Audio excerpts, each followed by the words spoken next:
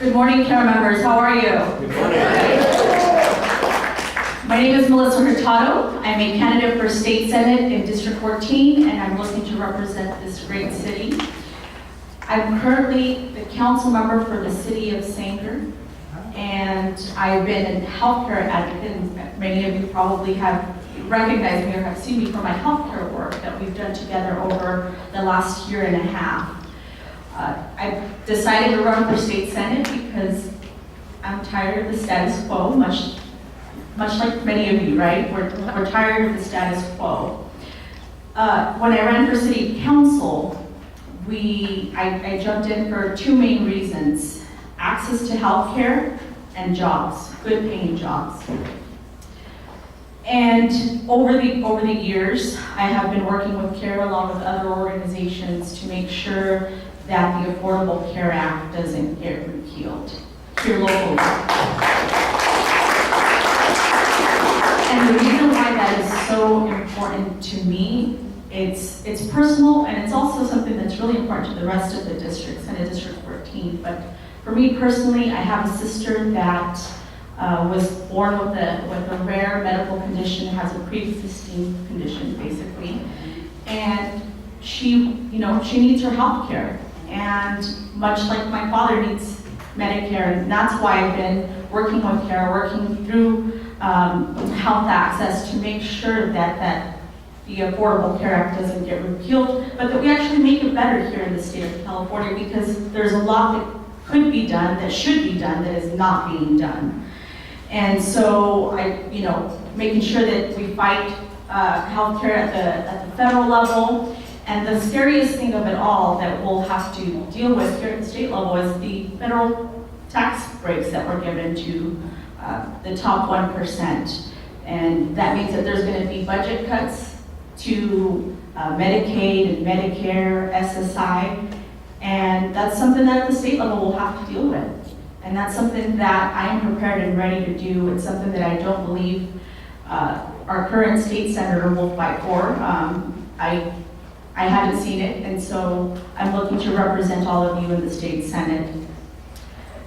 But the other piece is also jobs. We want to make sure that we have good paying jobs. We still have high unemployment rates throughout the Senate District 14, and that's really important to our local economy. We have to make sure that we have a strong local economy, and at the moment, we don't have that. And I know that Dan earlier touched a little bit on Stratford and Arvin, and we still have a lot of challenges here in this district when it comes to having good paying jobs, when it comes to having access to health care.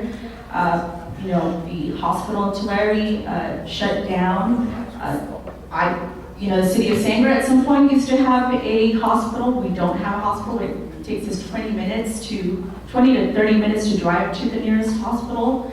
So that we have a shortage of doctors as well. And so those are all things that are important to the district, to us, to me. There's a lot of work to be done. We have a lot of infrastructure needs, and we need the right person to advocate for those things. So I'm looking, I can count on your support, and I will go ahead and answer a couple of those questions that you have on here for me.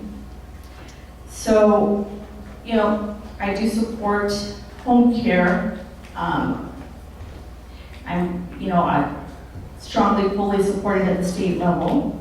When it comes to transit dollars, going to roadwork and car-oriented programs and public and paratransit services, I have to say that as a council member for the city of Sanger, that's the #1 calls to our fire department is pedestrian safety for our seniors in the city of Sanger. And so I know that's something that we need to really address at the state level, but we also need to address it at the local level as well. But it comes down to funding. And so we need funding to make sure that we have,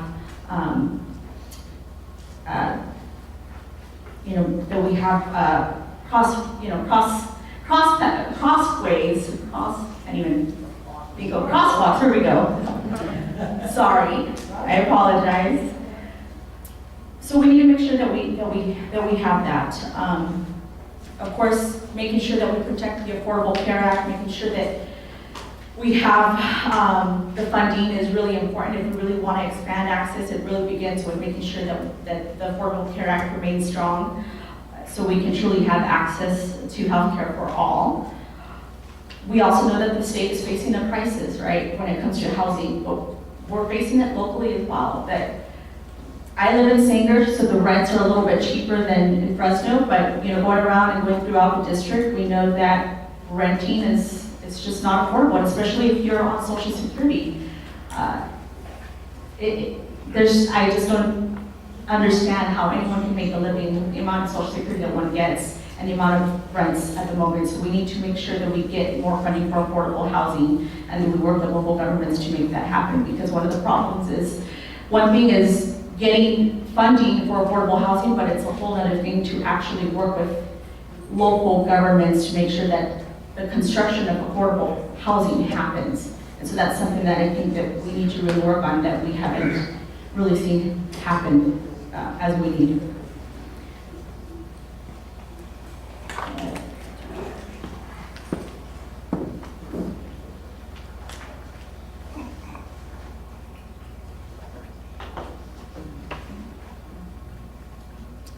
So when it comes to SSI and COLA, I support that, and I'll make sure that I work with our next Congress member for CD21, CD22 to make sure that we get the appropriate COLAs that we need. So I'm fully in support of that. That's something that will need to be mostly addressed at the federal level. Public pensions is something that I've worked and advocated for in the past. It's something that I'll continue to do to make sure that we protect pensions and that we expand as well. My father came to the Central Valley. I'm the daughter of immigrant parents that came from Mexico in search of the American dream, specifically to the Central Valley. And I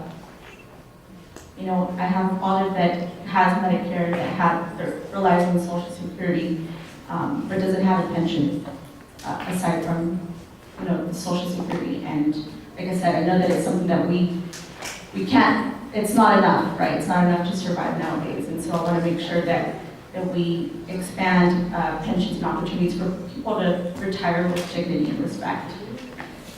So I believe that's all the questions that I have on here. But thank you so much for the opportunity to be here, for the opportunity to speak with you. And I know I'm sure we'll be around afterwards to talk some more. So thank you. Thank you.